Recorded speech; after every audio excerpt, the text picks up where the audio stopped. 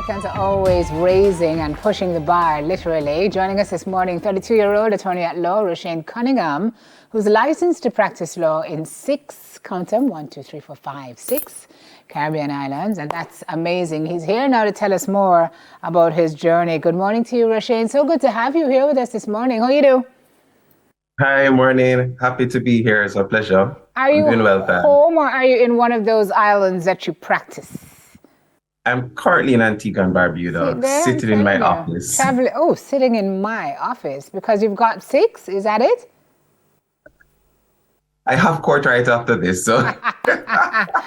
It's good to meet you, sir. A dreamer who dares to take risks, tenacious, caring, and loyal. Tell me a little bit about how Rushaine fell in love with the law. You grew up very young age, you had a very inquisitive mind. Did you always know that this was a profession for you?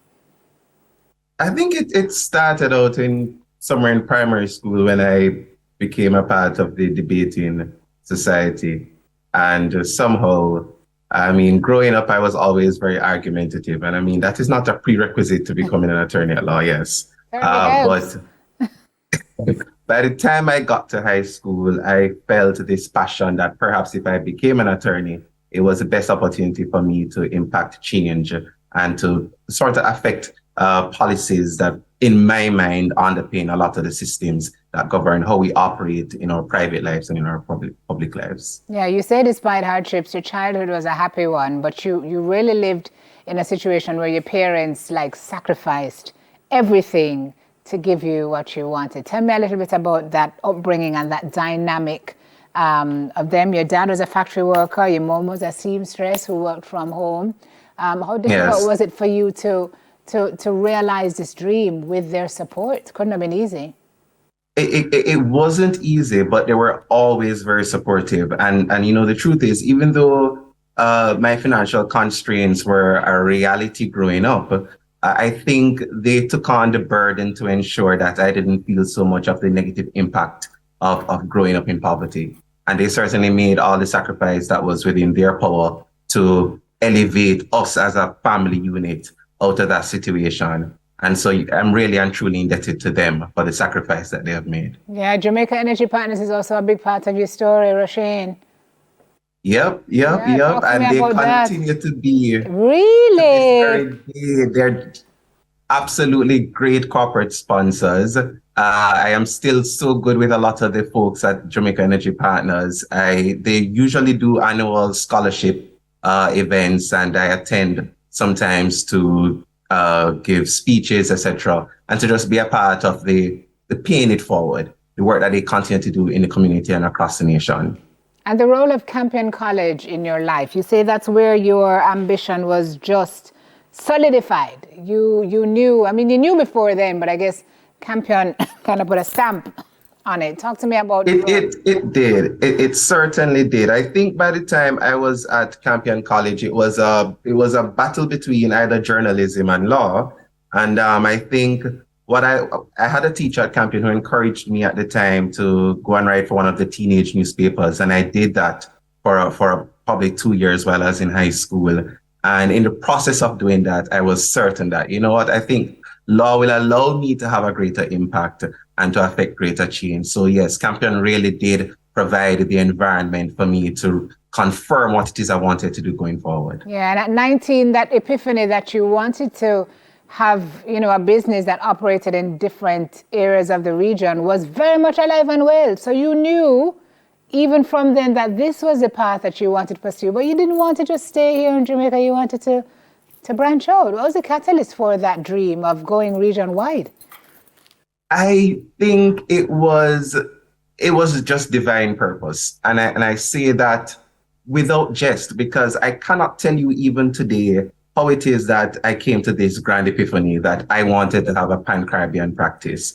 And I say to colleagues and friends all the time that if anyone had said to me at the end of Normal Manley Law School that I would not be residing in physically and practicing physically in Jamaica, I would have laughed at them. I did not for 1 second think, even up to the end of Normal Manley, that I would have been elsewhere in the Caribbean, even though I had this vision and ambition of having this wide Caribbean practice. And here I am today. Here you And I am are today. grateful. I absolutely have no regrets. Yeah, first job out of law school wasn't the greatest. A little bit tedious. Did you say, oh my God, Rushaine, what have you gotten yourself into here?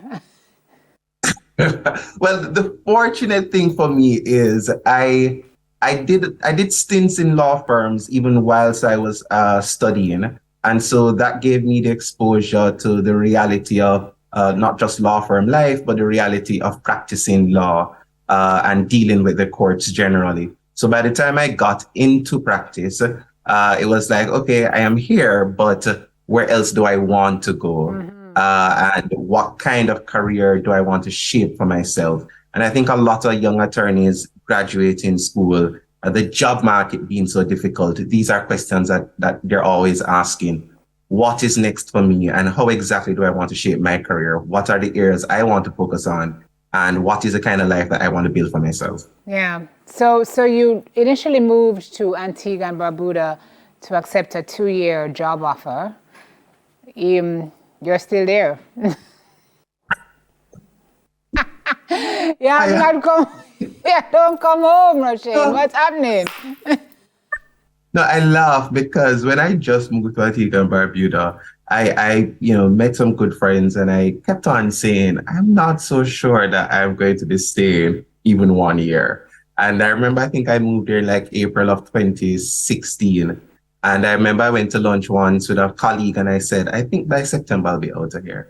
And, she said to me, you sure? Well, I'll see how that goes.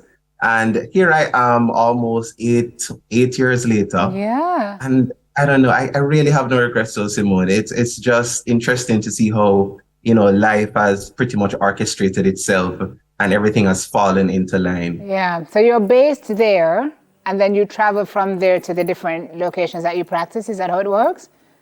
Yes, that's correct. So thankfully, with the advent of COVID, there has been some positivity out of that. And one of the positives is the online court. So a lot of court sessions now across the region is happening via Zoom. For trials, however, there is still the need to physically travel. So there are times when I physically travel to other islands to conduct matters. But being centrally located in Antigua, it has really given me an opportunity to tap into a kind of market that I don't know if it was necessarily untapped, but an opportunity existed, and I seized that opportunity. And being so centrally located, I'm able to pitch to a certain clientele, that corporate clients, especially who are operating across the region, Right. in multiple jurisdictions. Correct. And it's essentially a one-stop shop. Come here, I can handle your work in St. Kitts, in Antigua, in Jamaica, in Montserrat. And clients love that. Yeah. So you see, oh, Rushaine just sneaking that picture a while ago. You're very good at that, sir. Well done. And I'm glad you're in a place that's not going to change your accent, because the Antiguans' cadence is as flat as ours. So you won't change that. You'll come back to us just as you left. Yes. So good to talk to you. I know you're expanding the business and you have even bigger dreams on the horizon, and we wish you all the best with those. Congratulations, Rushaine. Shout out quickly, 30 seconds, because we have to go. Who you want to say hi to back at home? Quick time. I just want to say thank you to my mother and my father, Errol and Marie. They have really just been a pillar of strength. I just want to shout out as well to all the mentors I've had over the years, Fiona Evans Roberts, Jacqueline Samuels Brown. Those people have really stood with me. Everyone at JEP, Mr. Mackenzie, who has always just been a constant support. I'm really appreciative. Okay. Thank you very much, sir. Greetings across the world is finished. Attorney at law, Rushaine Cunningham here with us this morning. Still to come. Thanks, Rushaine. We are assessing the need for longer prison sentences for child abusers. Losing my voice. We'll be right back after this.